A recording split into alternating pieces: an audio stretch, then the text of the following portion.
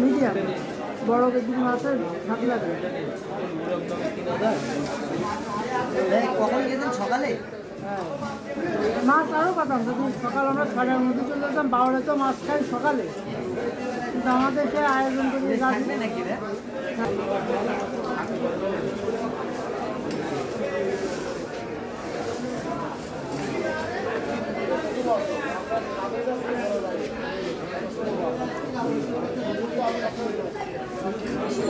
ছোটো করে কাটা, একটু ছোটো করে। আর ওইটা ঠিক আছে, বড় প্রথমটা বড়